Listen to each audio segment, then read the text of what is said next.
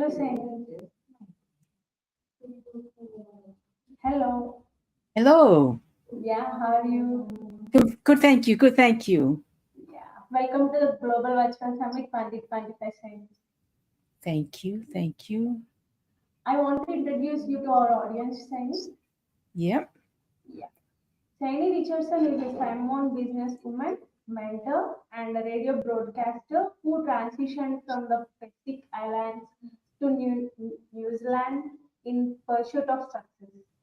She empowers women to embrace leadership and believes in collaboration for growth. A passionate adventurer, she enjoys reading, fishing, and traveling with family while advocating for women's empowerment. That was a great and inspiring bio, Shani, and the stage is all yours. Thank you. Thank you. Thank Let me you. just try and share my screen.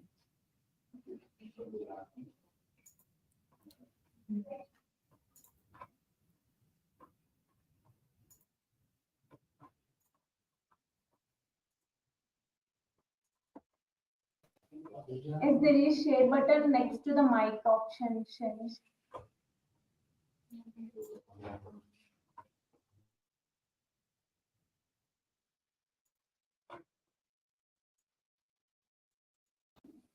You able to see that? Yes, Shani. You can continue now.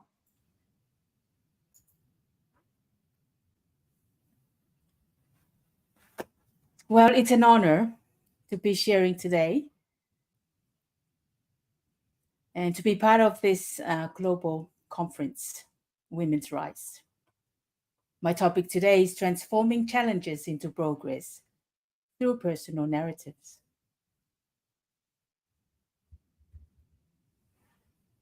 If I get my health back, I will do this.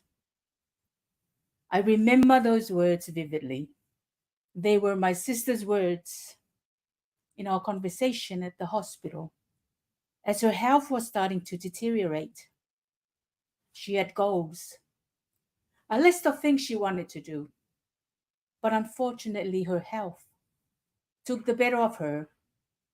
She never had that opportunity again. Now, what opportunities are we not exploring today? Because we tell ourselves we will make that decision tomorrow, the next day, one day in the future we don't know how far or how close. And it's moments like those that brings me to the realization. Three critical things.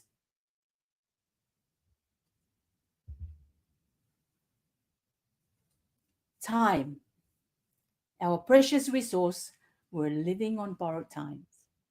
Opportunity, they don't wait for us. They come and go.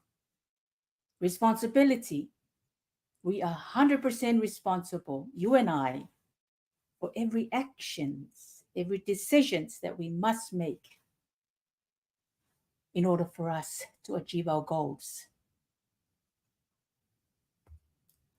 Now, doesn't that resonate with most people? Allow me to introduce myself. And may I ask you to cast your eyes to this house, the Fale in our Samoan language. My roots, symbol of humility, community, and strength.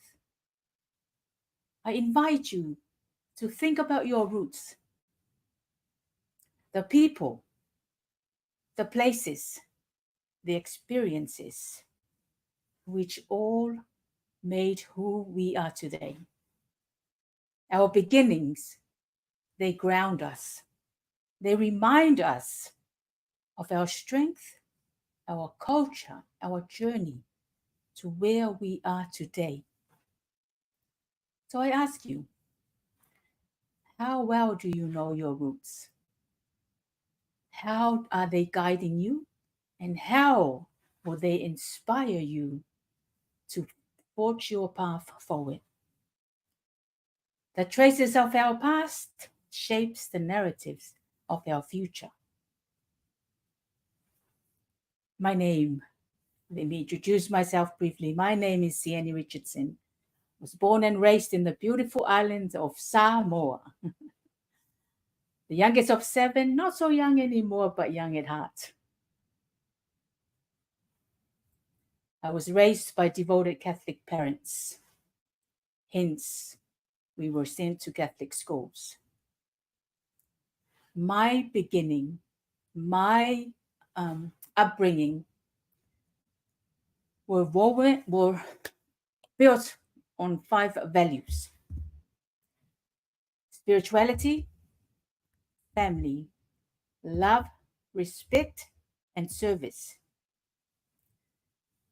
Those values form and woven into the fabric of my life at a younger age, guide me through my teen years, adolescence, built my character, and it's made the person I am today. For this, I am so grateful to God, my grandparents, parents, for setting that foundation early on.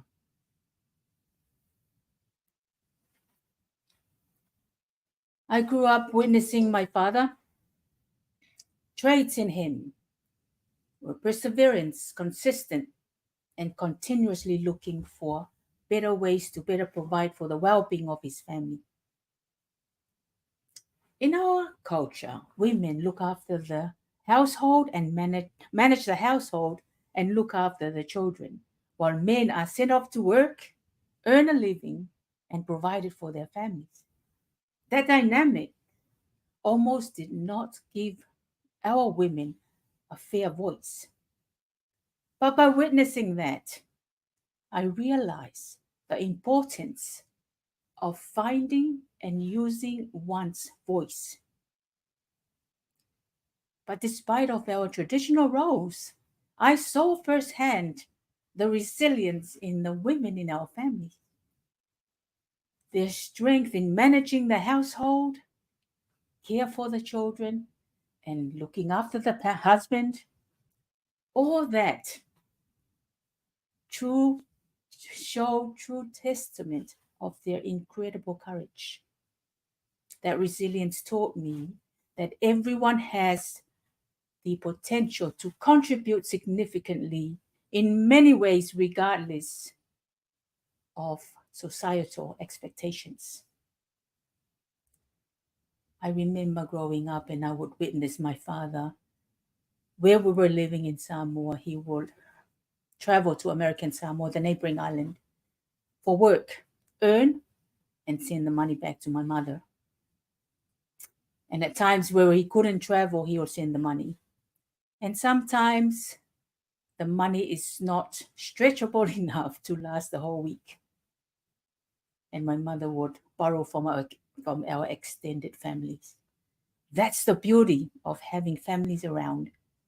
We do look after each other at difficult times. I was 12 years old when my father decided it was another time to upload his family, and we moved to American Samoa for better opportunity, better life for his family. I remember arriving there and I saw this pink shack which my father had built for us. And coming from our previous house, which was big and comfortable, to a shack, nor my siblings and I questioned our new living situation. To my father, it was a roof over our heads. He much rather have a roof over our head than seeing his family homeless on the street. That dedication I saw in him in fulfilling his responsibility left a lasting impression on me. So we continue education through the Catholic school system in American Samoa. Graduation came around. I was so excited as I held on to this diploma. It was the proudest moment to my parents because they were proud because they have done their job, putting me to the highest education that they knew of. But just like another transition for any graduates was to go to the next stage, to college or university for higher qualifications. I was no different. I wanted that life too.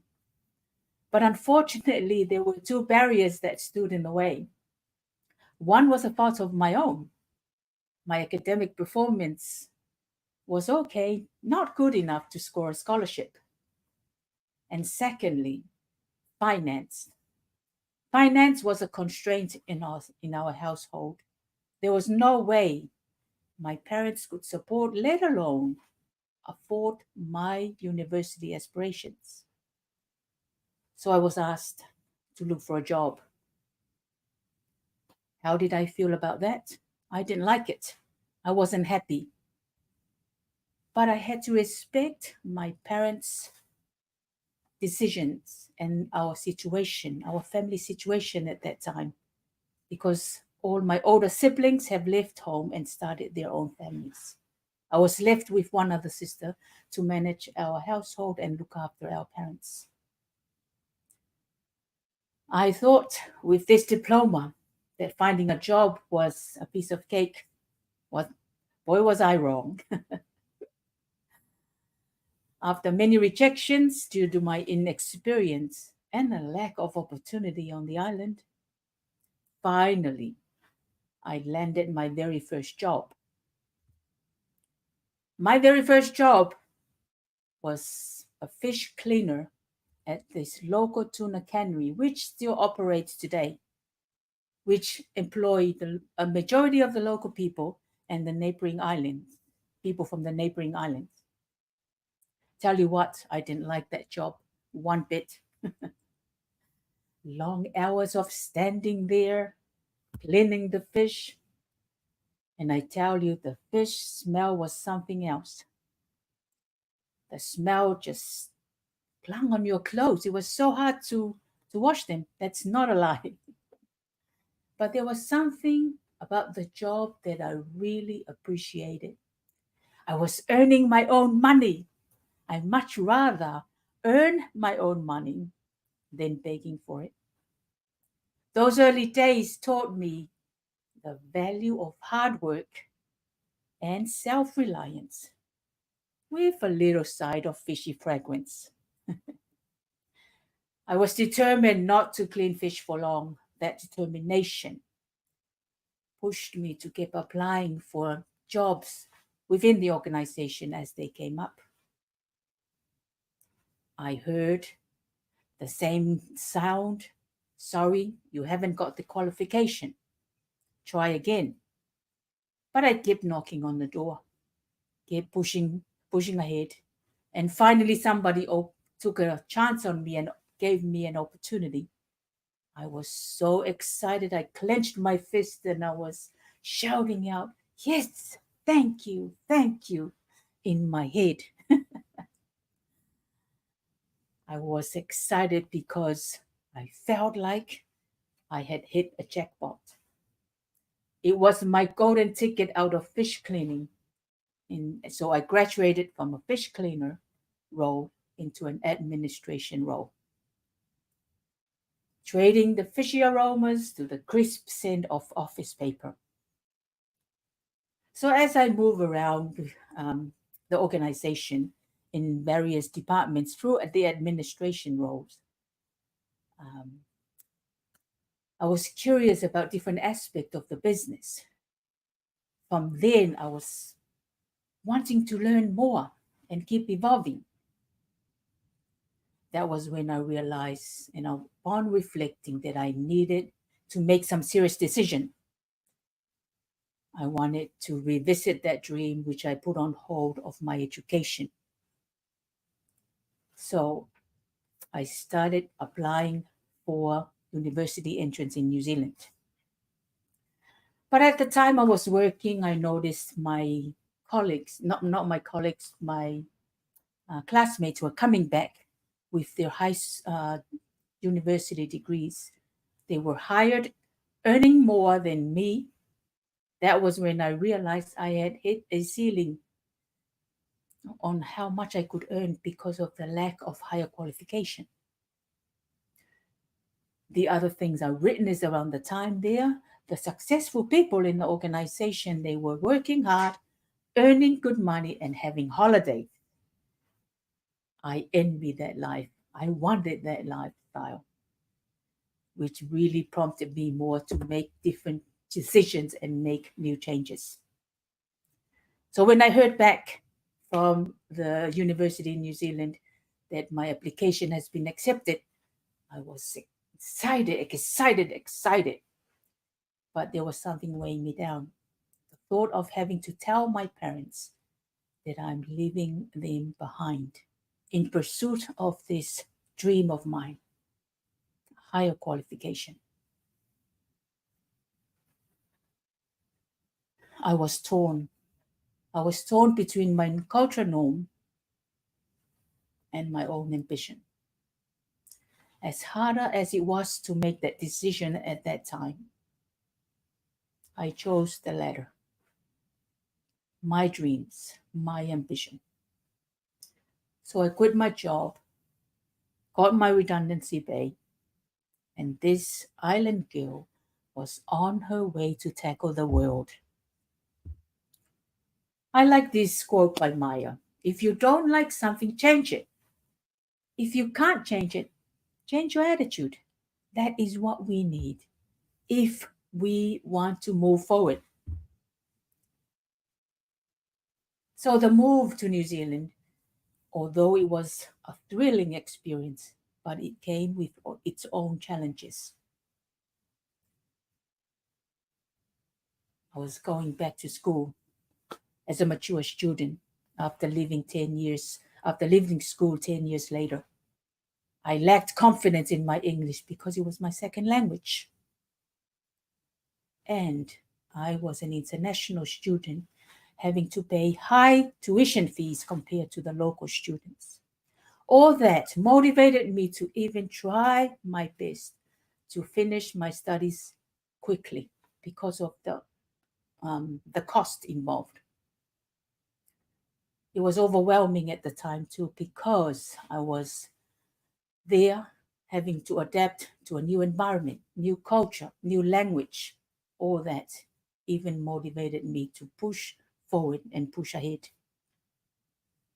I completed my 2-year diploma and I was so excited when I had that. But encouraged by that achievement, I carried on for another 2 years and I finally achieved the mission, my goal of my degree. Finally, the satisfaction, that feeling of satisfaction came over me. Was when I knew that there will be this from this time forward, from that time forward, I will be having more opportunities. It will open more doors for me. It was not just my success, but the success of my family. When I made that sacrifice to leave home and move to New Zealand, I carried with me my family. I carried with me their struggles. I carried with me their hope.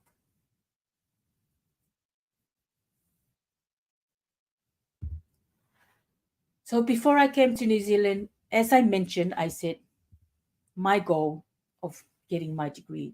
But I didn't just set one goal, I set two other goals: to become a New Zealand citizen and to buy my own home. Very ambitious for someone who has never lived outside of the island. But I knew and I was willing to do whatever was necessary to find that person that will lead me to making these dreams reality. In our journey through life, we come through different crossroads and intersections. Some intersections we will be challenged by people, and some intersections we will meet people who will not only challenge us but inspire us to reach new heights. That was my experience when I met a mortgage broker on my path. I came from Samoa, with a narrow focus of buying my own home for my security. But an angel on my path opened my eyes to possibilities I never knew existed. He said to me, "Don't buy your home, buy a rental property and keep building a portfolio of property. Within that process, no doubt you will achieve your home ownership goal." So I took all the advice. I trusted in him. He was knowledgeable enough and generous enough to share his knowledge.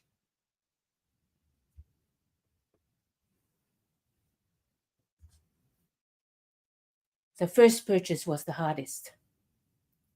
I was venturing into new landscape, new playing fields that I never played before. None of my families have ever crossed that pathway. But I knew with the person that is behind me, which is this person, the mortgage broker, he guided me, he mentored me along the way, he supported me.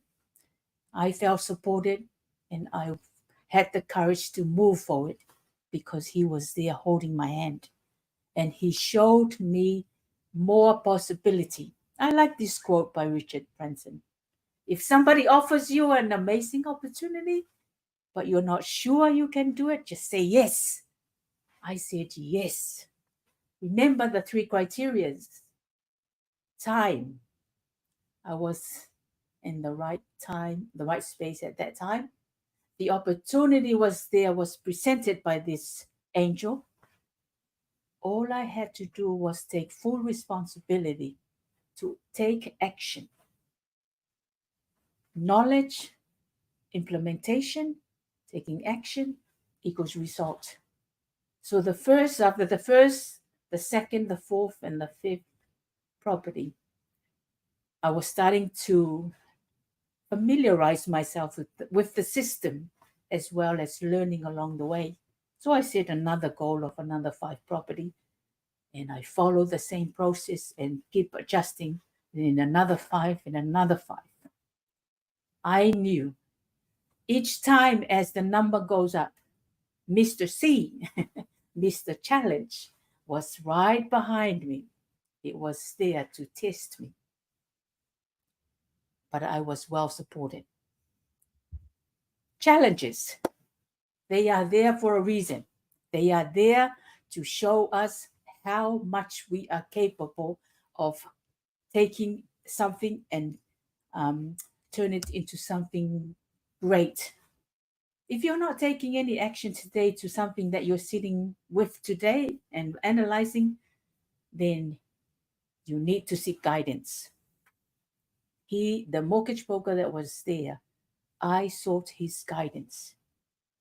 I knew with what he has shared could be my life too.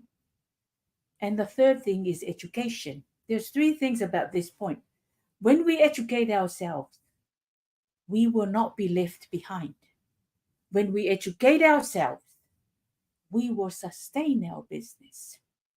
When we educate ourselves, we will not be taken advantage of. We've seen it all the time. The most vulnerable people are the people that are being taken advantage of. So this is a learning for us today. And dare to step into new opportunities. They are out there. You've got to take the actions. So building a residential property gave me many skills. Not only that I have that in place, which provides shelter for people, all walks of life, but I've also ventured into different things. I have a radio show that I invite people to come, or I can just talk on the radio about the importance of conversation. I also mentor women to take the ownership and empower them through their financial knowledge. Because if they are stable in that area, they can provide stability to their families. And also helping women that are wanting to progress to home ownership or building portfolio. I also published a book, Awala. It's an inspirational story my transformational story from Samoa to New Zealand. If I can move a needle for one woman who is in the same spot where I was and contemplating, should I make this move?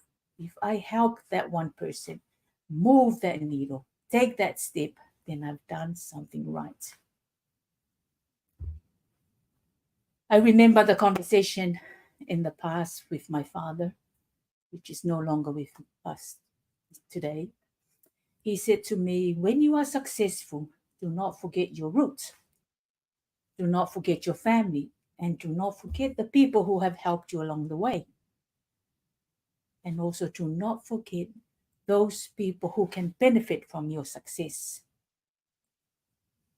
So some of the services I give back to I'm a child sponsor for World Vision.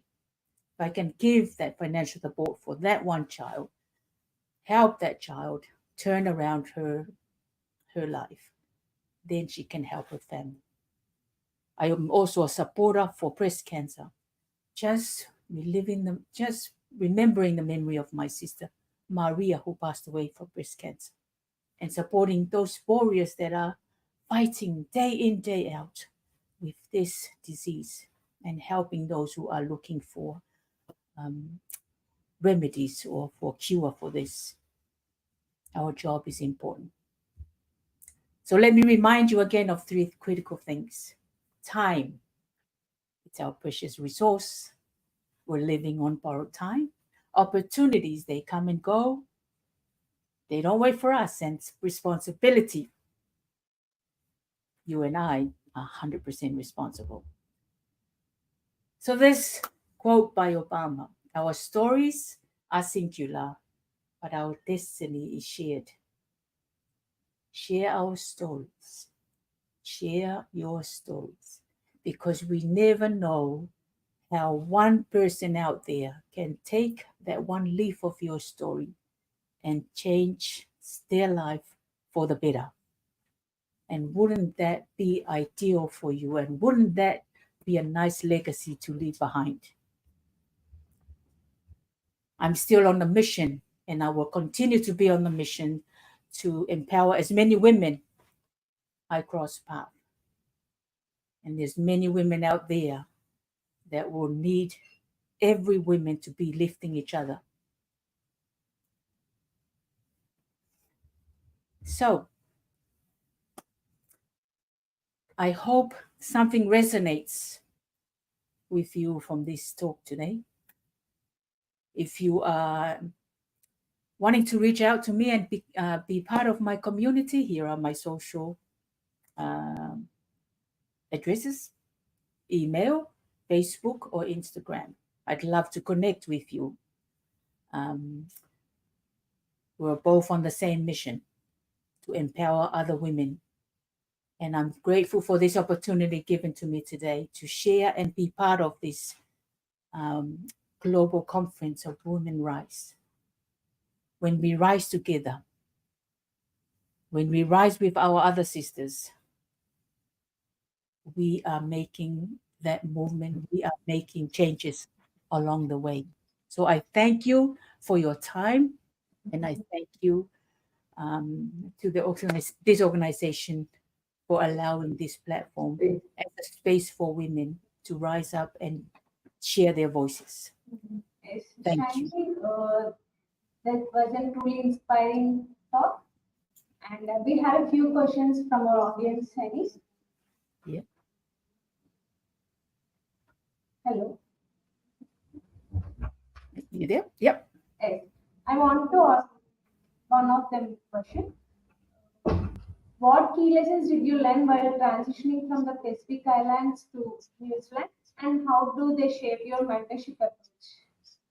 So can you just speak up a little bit? Yeah. What key lessons did you learn while transitioning from the Pacific Islands to New Zealand, and how do they shape your mentorship approach?